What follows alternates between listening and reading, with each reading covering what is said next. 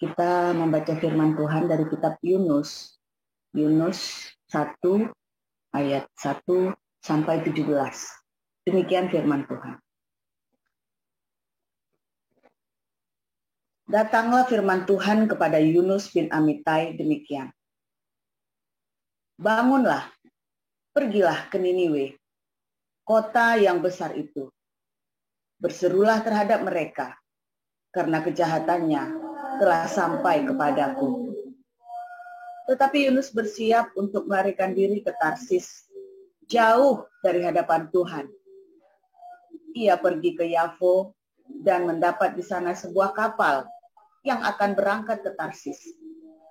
Ia membayar biaya perjalanannya, lalu naik kapal itu untuk berlayar bersama-sama dengan mereka ke Tarsis, jauh dari hadapan Tuhan.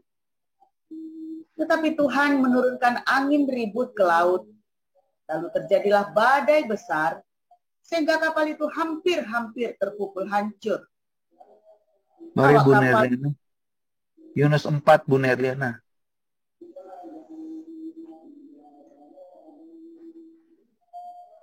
Lanjut Bu Nerliana.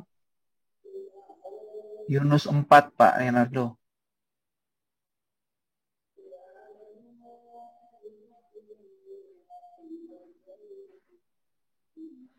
Baik, terima kasih Pak Yuda. Kita membaca kitab yang terakhir dari Yunus, Yunus 4 ayat 1 sampai 11. Demikian firman Tuhan. Tetapi hal itu sangat mengesalkan hati Yunus. Lalu marahlah ia. Dan berdoalah ia kepada Tuhan.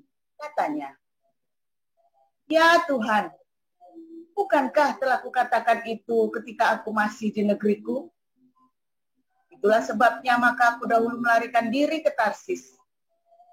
Sebab aku tahu bahwa Engkaulah Allah yang pengasih dan penyayang, yang panjang sabar dan berlimpah kasih setia, serta yang menyesal karena malapetaka yang hendak didatangkannya. Jadi sekarang, ya Tuhan, cabutlah kiranya nyawaku, karena lebih baik aku mati daripada hidup." Tetapi firman Tuhan, "Layakkah engkau marah?" Yunus telah keluar meninggalkan kota itu dan tinggal di sebelah timurnya. Ia mendirikan di situ sebuah pondok, dan ia duduk di bawah naungannya menantikan apa yang akan terjadi atas kota itu. Lalu atas penentuan Tuhan Allah, tumbuhlah sebatang pohon jarak melampaui kepala Yunus untuk menaunginya, agar ia terhibur daripada kekesalan hatinya. Yunus sangat bersuka cita karena pohon jarak itu. Tetapi keesokan harinya, ketika fajar menyingsing, atas penentuan Allah, datanglah seekor ulat yang menggerek pohon jarak itu sehingga layu. Segera sesudah matahari terbit, maka atas penentuan Allah bertiuplah angin timur yang panas terik, sehingga sinar matahari menyakiti kepala Yunus. Lalu rebahlah ia lesu dan berharap supaya mati. Katanya, "Lebih baiklah aku mati daripada hidup." Tetapi berfirmanlah Allah kepada Yunus, "Ternyata engkau marah karena pohon jarak itu?" Jawabnya, "Selayaknya lah aku marah sampai mati." Lalu Allah berfirman, "Engkau sayang kepada pohon jarak itu, yang untuknya sedikit pun engkau tidak berjerih payah, dan yang tidak engkau tumbuhkan, yang tumbuh dalam satu malam, dan binasa dalam satu malam pula. Bagaimana tidak aku akan sayang kepada Niniwe, kota yang besar itu, yang berpenduduk lebih dari 120.000 orang, yang semuanya tak tahu membedakan tangan kanan dan tangan kiri, dengan ternaknya yang banyak. Ya, lanjut Bu Sarma. Baik, saya akan bacakan kebenaran firman Tuhan yang terambil dari kitab Lukas 10 ayat 1 sampai 20. Beginilah firman Tuhan. Kemudian daripada itu Tuhan menunjuk 70 murid yang lain, lalu mengutus mereka berdua-dua mendahuluinya ke setiap kota dan tempat yang hendak dikunjunginya. Katanya kepada mereka, tuaian memang banyak, tetapi pekerja sedikit. Karena itu mintalah kepada Tuhan yang mempunyai tuaian, supaya ia mengirimkan pekerja-pekerja untuk tuaian itu. Pergilah, sesungguhnya aku mengutus kamu seperti anak domba ke tengah-tengah serigala. Janganlah membawa pundi-pundi atau bekal atau kasut, dan janganlah memberi salam kepada siapapun selama dalam perjalanan. Kalau kamu memasuki suatu rumah, katakanlah lebih dahulu, damai sejahtera bagi rumah ini. Dan jikalau di situ ada orang yang layak menerima damai sejahtera, maka salammu itu akan tinggal atasnya. Tetapi jika tidak, salammu itu kembali kepadamu. Tinggallah dalam rumah itu, makan dan minumlah apa yang diberikan orang kepadamu, sebab seorang pekerja patut mendapat upahnya. Janganlah berpindah-pindah rumah. Dan jikalau kamu masuk ke dalam sebuah kota dan kamu diterima di situ, makanlah apa yang dihidangkan kepadamu, dan sembuhkanlah orang-orang sakit yang ada di situ, dan katakanlah kepada mereka, kerajaan Allah sudah dekat padamu. Tetapi jikalau kamu masuk ke dalam sebuah kota, dan kamu tidak diterima di situ, pergilah ke jalan-jalan raya kota itu, dan serukanlah, juga debu kotamu yang melekat pada kaki kami kebaskan di depanmu. Tetapi ketahuilah ini, kerajaan Allah sudah dekat. Aku berkata kepadamu, pada hari itu, Sodom akan lebih ringan tanggungannya daripada kota itu. Celakalah engkau Korazim, celakalah engkau Betsaida, karena jika di Tirus dan di Sidon terjadi mujizat-mujizat yang telah terjadi di tengah-tengah kamu, sudah lama mereka bertobat dan berkabung. Akan tetapi pada waktu penghakiman, tanggungan Tirus dan Sidon akan lebih ringan daripada tanggunganmu. Dan engkau, Kapernaum, apakah engkau akan dinaikkan sampai ke langit? Tidak. Engkau akan diturunkan sampai ke dunia orang mati. Barang siapa mendengarkan kamu, ia mendengarkan aku. Barang siapa menolak kamu, ia menolak aku. Dan barang siapa menolak aku, ia menolak dia yang mengutus aku.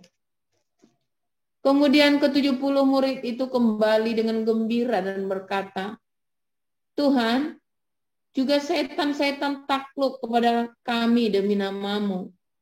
Lalu kata Yesus kepada mereka, aku melihat iblis jatuh seperti kilat dari langit. Sesungguhnya aku telah memberikan kuasa kepada kamu untuk menginjak ular dan kalajengking, dan kuasa untuk menahan kekuatan musuh, sehingga tidak ada yang akan membahayakan kamu.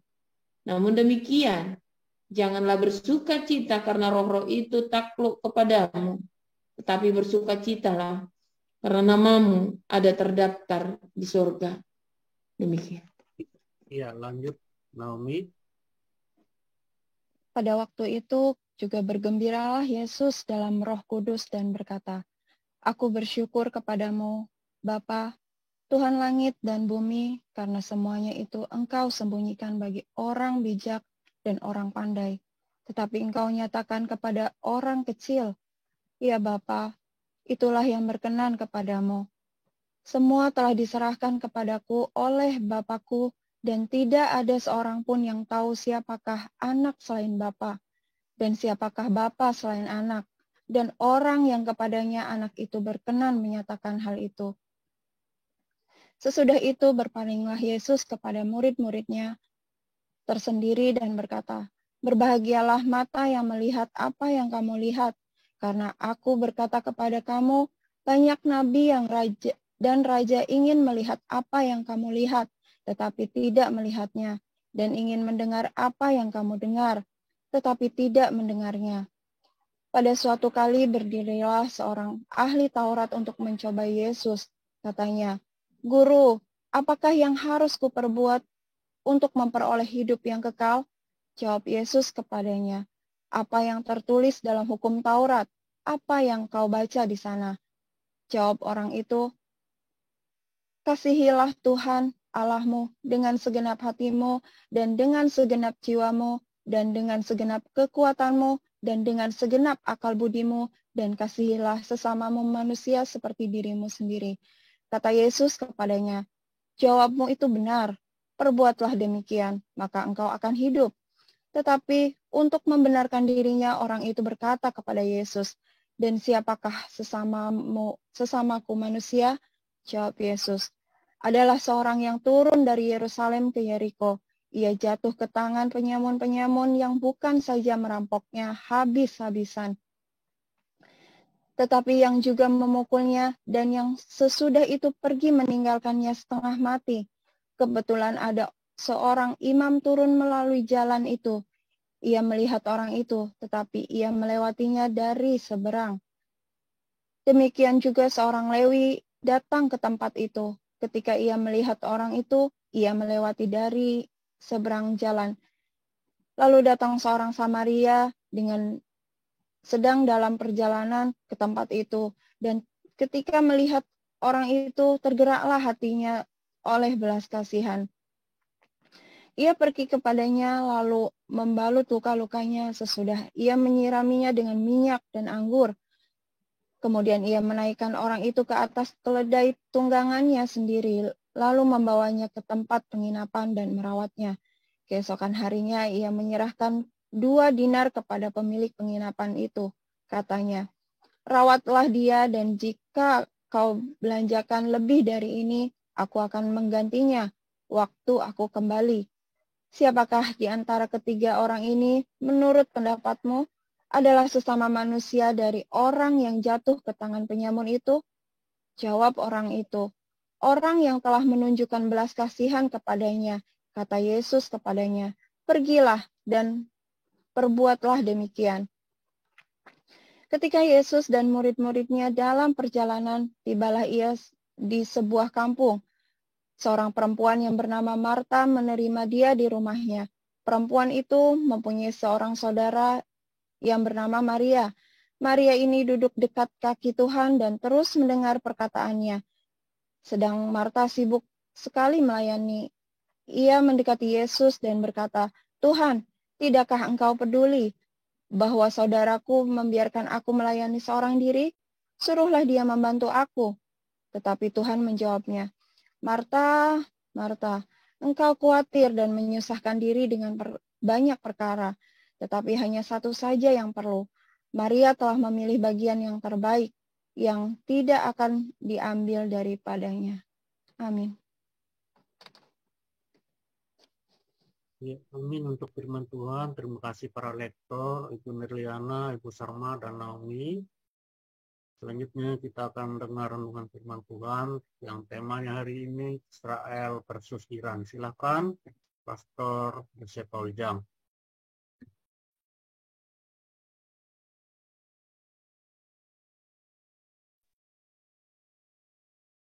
Ya, haleluya. Shalom semuanya. Puji Tuhan saudara, kita selalu mendapat firman Tuhan yang segar ya. Setiap hari selalu di dalam hatikvah, saudara ya, pengharapan. Ya, sedek hatikvah, pengharapan yang benar. Ya, sedek hatikvah. Itu apa saudara? Ketika kita berharap, kita sambil bersedekah. Ya, sambil bersedekah ya. Kalau Anda berharap dalam pengharapanmu, kamu bersedekah. Ya, maka di situ akan mulai timbul saudara cinta kasih ya. Oh, ini kebenaran universal ya. Ini adalah sebuah kebenaran universal yang diajarkan jauh sebelum Buddha, jauh sebelum Kristen, jauh sebelum Islam apalagi saudara ya, jauh sebelum Hindu, Buddha, Kristen, Islam ya, Sedekah Tikvah ini ya, tahun 1014 abad ya sebelum Yesus, zaman Yesus, atau 34 abad saudara yang lalu. 34 tahun Sedekah Tikvah ini sudah diajarkan saudara ya, bagaimana dalam pengharapanmu kamu bersedekah ya. Ini adalah kebenaran universal. Sayangnya kemudian orang beragama ya lupa, dia sibuk dengan aktivitas yang dia pikir itu adalah pelayanan. Nanti minggu depan sebentar ya, tentang doa Sabtu besok saya akan mengajar tentang mendengar suara Tuhan ya, pemuridan ya. Saya ajarkan ulang, sebenarnya ada di kelas, beberapa kelas saya sudah ajarkan, tetapi saya akan ajarkan secara khusus ya, mendengar suara Tuhan ya, di pemuridan ya, bagaimana mendengar suara Tuhan. Lalu Sabtu depannya lagi baru kita masuk ke dalam pelayanan. Nah, ya, bagaimana melayani Tuhan yang benar, yang Tuhan suka ya. Banyak pikir kita melayani Tuhan, Tuhan menyukakan hati Tuhan, padahal sebenarnya kita sedang mengaktualisasikan diri kita. Oh, Betty saudara, beda tipis, ya kan? Dan Anda Belgi, belaga gila. Dan Anda tahu bahwa Anda sedang tidak melayani Tuhan, tapi Anda sedang show off, ya. Lalu Anda berkata, oh, ini melayani Tuhan, ya, dengan jumbai melambai, anti badai, ya, bulu mata yang anti badai juga, ya. Ketika Anda berpikir, oh ini kita melayani Tuhan, bro. Aduh, saya paling sebel kalau dalam begitu ya. Saudara ingat saya pernah cerita 2 tahun yang lalu ya.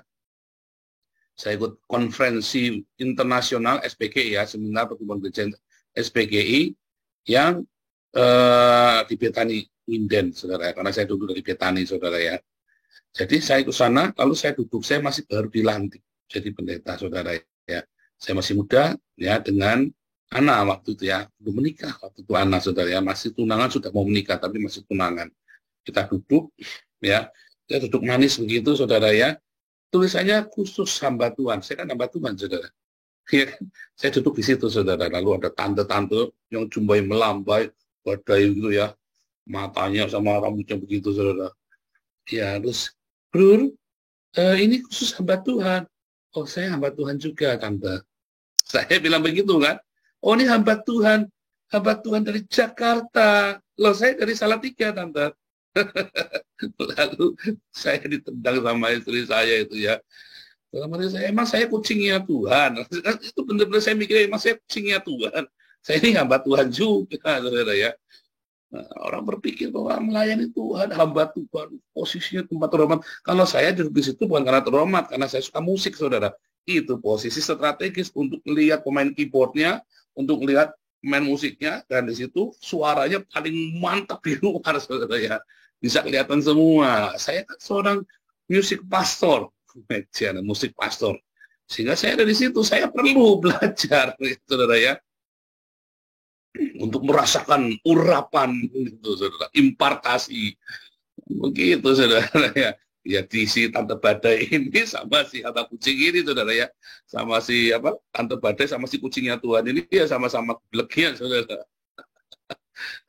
Kadang-kadang kalau pikir saya selalu ingat itu, saya selalu ketawa, saudara ya. Saya ini kucingnya Tuhan, dia tante itu hamba badai, saudara, badainya Tuhan. Saya kadang-kadang berpikir, saudara ya, berapa kali, saudara ya, saudara, saya belajar ya, saudara. Setiap hari saya mengikuti perkembangan orang-orang Israel ini. Suatu ketika, ya saudara ya, Iran ini kan musuh bebuyutan, benci banget, entah kenapa benci banget sama Israel. Saya tidak tahu apa salah orang Yahudi ini kepada orang Iran, saudara. Musik juga nggak pernah, ganggu nggak pernah, tapi bencinya minta ampun orang-orang Iran ini sama orang Yahudi, saudara ya. Kebenciannya didasari dari agama, ya saudara ya. Karena kebencian didasari dari agama. Sama ya, seperti Hamas, sama seperti kalian orang Indonesia benci banget sama orang Israel kan. Karena apa? Karena agama. Ya kan? Tetapi saudara tahu apa yang dilakukan orang Israel ini kepada Indonesia? Tsunami terjadi, saudara. Negara Arab nggak ada yang bantu. Israel pertama kali datang, saudara. Betapa bencinya kalian sama Israel. Tsunami gede-gedean, Indonesia lagi bangkrut, saudara. Ya kan? Baru recovery kan? Saya ingat itu 2004, saudara ya. Saya ingat itu 2004. Desember malam Natal, 24 Desember 2004. Saya ingat sekali tanggal itu, saudara. Saya lihat ya Israel yang pertama kali, kapal Israel yang pertama datang. Lalu ditolak, saudara. Baru itu Jackie Chan datang, ya, ngasih sumbangannya. Baru Jackie Chan datang. Tapi pertama kali itu Israel dulu datang, saudara. Lalu ditolak. Indonesia menolak sumbangan itu. Ingat Agustan, saudara ya. Coba betapa bencinya orang Israel ini kepada orang Indonesia kepada orang Israel. Ya, betapa bencinya ini orang Iran kepada Israel. Entah salah apa Israel ini kepada Indonesia. Entah salah apa Israel ini kepada siapa itu, saudara? Iran. Entah salah apa, saudara, Israel ini, saudara. Palestinanya dengan Israelnya baik-baik, saudara. Ya, Palestinanya dengan Israel baik-baik saja. Palestinanya dengan Israel bahkan mereka berhubungan mesra. Saya kan sekolah di Haifa, saya berhubungan setiap hari, saya ketemu dengan orang Palestina ini baik-baik saja, saudara ya. Tapi kenapa ya benci banget? Sementara ada perdamaian, lalu apa yang dilakukan oleh si sampai ini Israel ini, orang-orang Yahudi ini kepada Iran. Iran ini lagi kekurangan air. Lalu Israel menawarkan, mau tak kasih teknologi, bagaimana mengekstrak air dari udara langsung. Itu ada di Technion, saudara ya. Saya lihat alatnya, saudara ya, di Technion ya. Mengekstrak air, itu produknya Haifa, Technion. Ya. Saya di Haifa di atas, Technion itu di bawah. Ya. Sebelum naik ke Haifa, Technion itu ada di, kalau naik kereta gantung, dia berhenti di nomor 6, saudara ya, terminal 6. Saya di terminal 7-nya, saudara, stasiun kereta gantung itu ya, kabel car. Nanti kalau yang ikut fellowship sama saya, nanti kita naik kabel car ya, dari stasiun besarnya, ya, dari Karmel itu, dari Kiryat apa, saudara, namanya ya, Kiryat itu, stasiun di Kiryat itu, stasiun besarnya, sampai naik 7 ya, kurang lebih itu 20 sampai setengah jam ya. Naik kereta gantungnya itu ya, saya enak sekali. Anda bisa melihat pemandangan Haifa itu indah sekali, saudara. Bagaimana Israel ini menawarkan kepada Iran bantuan yang luar biasa, saudara. Tetapi ya benci sekali ya. Orang sama seperti ketika kita menawarkan bantuan kepada Agustan ya, saudara. Kita kasih 50 juta ditolak, saudara ya. Padahal kita sudah kasih surat, ya, kita tidak akan melaporkan Agustan ke polisi, ini adalah tanda baik. Ditolak, saudara. Yang nolak bukan Agustannya, yang nolak siapa? Nolak Center, saudara. Agustan kan mengancam saya, bunuh saya segala macam. Saudara, itu yang terjadi, saudara. Ya, bagaimana orang-orang kalau beragama, dan ini masalahnya kasusnya nggak terjadi dengan masalah ini, saudara. Tapi banyak sekali orang beragama, ya, dia dibutakan, ya pokoknya agama saya yang paling benar, enggak Kristen, Buddha, sama saja. Semua orang beragama, saudara. Semua orang beragama, jangan ngomong cuman orang tertentu saja. Semua orang kalau sudah beragama, dia merasa hidupnya lebih baik daripada yang tidak beragama. Pokoknya kamu, kalau agamanya enggak ini, kamu masuk neraka, sebaik apapun kamu masuk neraka. Menyedihkan sekali, saudara. Ya, kamu pernah ke neraka? Pertanyaan kan, kamu pernah ke neraka? Jangan-jangan kamu sendiri orang beragama sedang di neraka. Kita sedang di surga nih, tiap hari Kak Alexis nih, wah, ya kan, bidadari semua nih di sini. Jangan-jangan kamu yang lagi di neraka lagi, ya enggak, saudara? Tergantung apa definisi surga dan neraka kamu, saudara. Tetapi kalau Anda melihat, andai kata seluruh dunia, ya, hidup saling mengasihi, tolong menolong, tidak ada kebencian. Terus kira-kira surga nggak di dunia ini, saudara? Kalau semua orang seperti orang Samaria yang baik hati itu, saudara ya, surga nggak dunia ini? Semua orang berpikir seperti Yunus, saudara. Ini orang kafir layak dibunuh, ya kan? Orang Niniwe ini layak dibunuh, saudara. Dia marah-marah sambil khotbah sambil marah-marah. Mati kau 40 hari, mampus kau, celaka kamu. Enggak nyangka dimomel-momelin, enggak. Bukannya Yunus yang dibunuh, malah orang Niniwe yang bertobat, saudara. Mati kamu 40 hari lagi, mampus kamu. Kamu caci maki sama Yunus itu kan. Dalam 40 hari lagi, ya jalan dia caci maki itu orang Niniwe, saudara. Ya dicaci maki, protes Tuhan akan menghukum kota ini dalam 40 hari. Enggak ada yang baik, saudara, yang dia ngomong si Yunus ini, saudara, yang ya.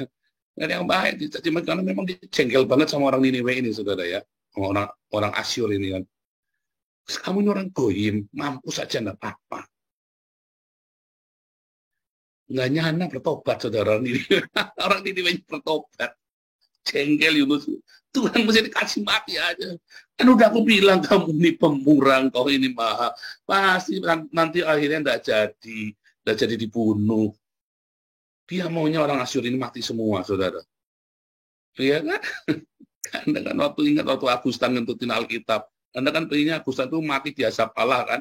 Diasap sama Tuhan Yesus kan? Padahal Tuhan Yesus nggak pernah mengasap. Nggak pernah sekalipun Tuhan Yesus mengasap orang, saudara. Nggak pernah mengasap, saudara ya. Nggak ada di Alkitab Tuhan Yesus mengasap orang. Ada nggak, saudara?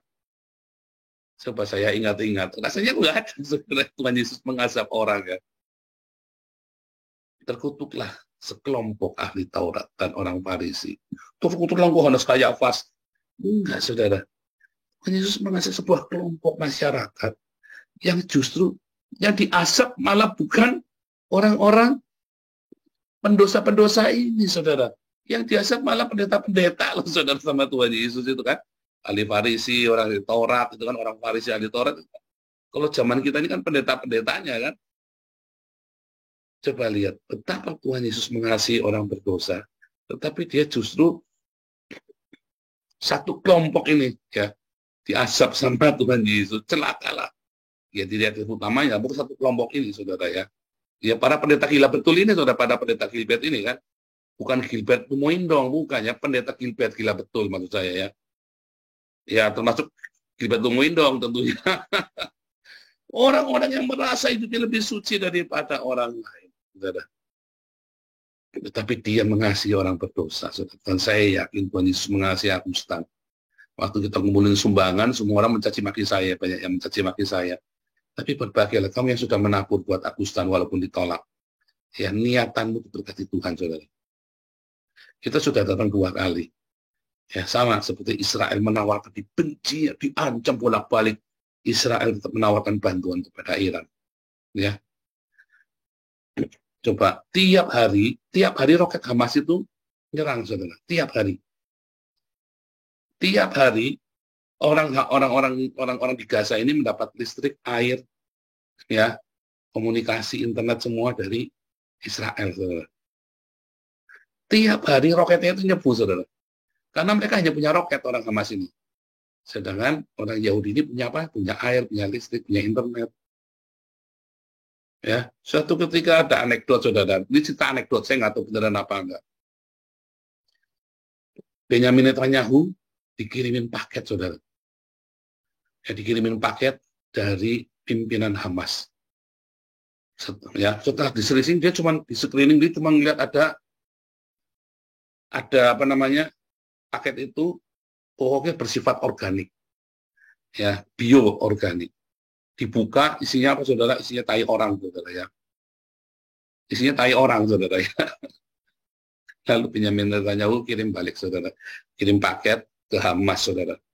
Isinya apa, saudara?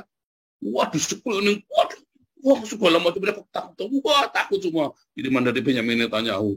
Setelah seminggu nggak ada yang pegang paket itu, ada anak kecil berani dibuka saja, dibuka dalamnya apa, saudara?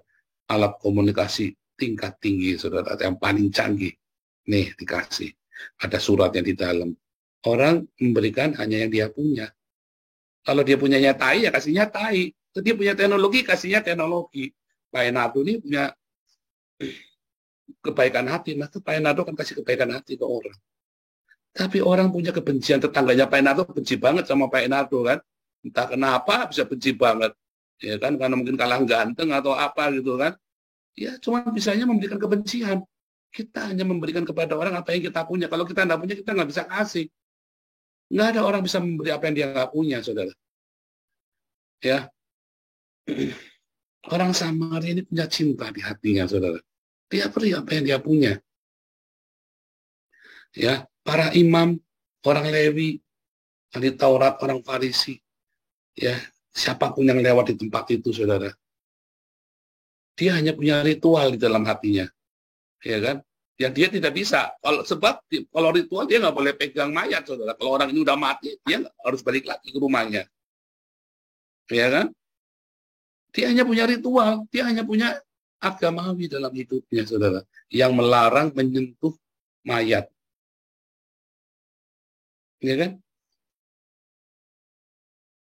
Bagaimana denganmu? Apa yang kamu punya, saudara, sekarang? Hari ini, pagi ini, Anda renungkan. Kamu punya apa? Ya, kalau Pak Petrus berkata sama Yohanes kan, emas perak tiada, apa yang dapat ku beri, dengan nama Yesus Kristus berjalanlah engkau. Kau punya nama Yesus, saudara. Setidaknya kamu punya nama Yesus yang berkuasa. Ya, dan nama itu penuh cinta, saudara. Kalau kamu punya cinta itu, kamu akan beri. Komunitas kita sedang setiap tahun baru, Natal tahun baru, kita kumpulkan buat anak-anak miskin supaya kita bisa kasih sepatu baru sama tas baru, saudara. Ya, kita kasih mereka semua, saudara, yang aktif. Kita nolong, kita banyak kasih makan orang di luar. Tapi komunitas kita juga harus diperhatikan. Ya, jangan sampai ada yang tidak bisa bayar sekolah. Ya, jangan sampai ada yang tidak bisa nggak bisa bayar tukang listrik. Jangan sampai, saudara. Ya, tapi Anda harus aktif di komunitas ini. Ya, Ulangan 15 ayat 4. Kisah Rasul 4 ayat 34. Maka tak ada yang berkekurangan di antara mereka. Itu yang ada dalam komunitas. Jangan sampai ada yang berkekurangan di komunitas kita. Ayo menabur di Yayasan Embun Pagi, saudara. Sehingga nggak ada yang berkekurangan di antara kita. Tetapi Anda ya komunitas, jangan kurang ajar. Anda bukan anggota komunitas, lalu Anda malak. Jangan dong. Ya, nggak boleh. Kalau Anda bukan anggota komunitas, yang ngurusin nanti Damaris. Ya, saudara ya. Tuhan Yesus memberkati.